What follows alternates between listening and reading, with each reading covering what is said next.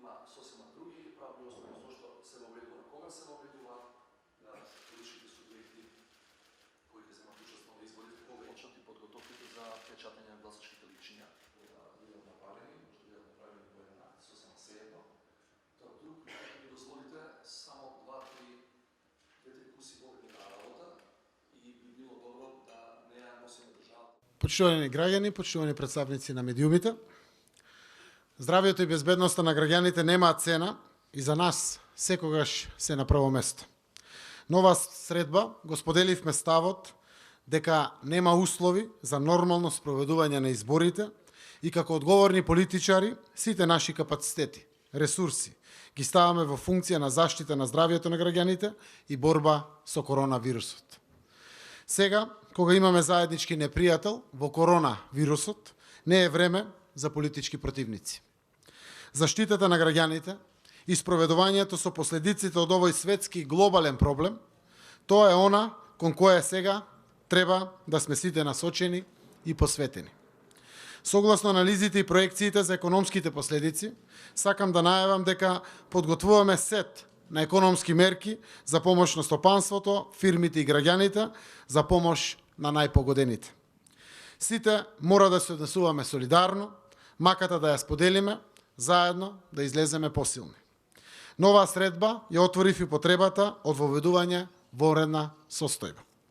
Имајќи ја предвид ситуацијата, воведувањето вонредна состојба е неопходно за да може уште побрзо и уште поефикасно да се донесат мерки, особено за здравствената состојба на граѓаните, но и за економските мерки за помош кон стопанството и граѓаните.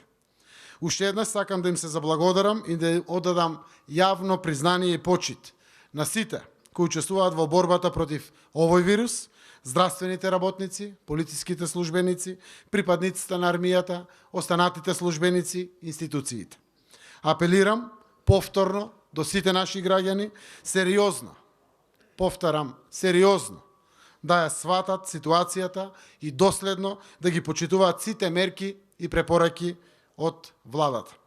Тоа значително ќе помогне во спречувањето на ширењето на вирусот. Верувам дека сите, ама буквално на сите, ни стана јасно колку е сериозна оваа здравствена криза предизвикана од коронавирусот.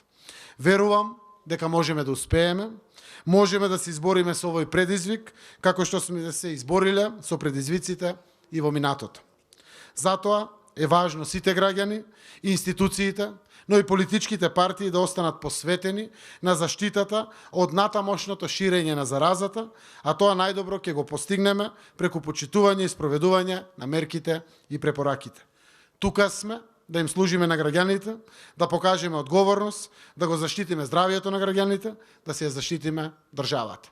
Истовремено, денеска дадовме право на претседателот на државата, Стево Пендаровски, да свика експертска група, да ги најде правно-формалните модалитети за донесувањето на одлуката за одложување на изборите и за одлуката кој наново ќе ги распише самите избори. Верувам дека консензусот постигнат од сите, дека имаме и текако правни, но и човечки, но и здравствени, но и економски причини за одложувањето на изборите е сериозна порака на консензус од сите. Верувам дека ќе се најдат и правните формулации, согласно кои ќе се одложат изборите и согласно кои ќе се закажат изборите. Исто така, верувам дека институциите на системот ќе донесат одлука за прогласување на вонредна состојба во државата. Благодарам.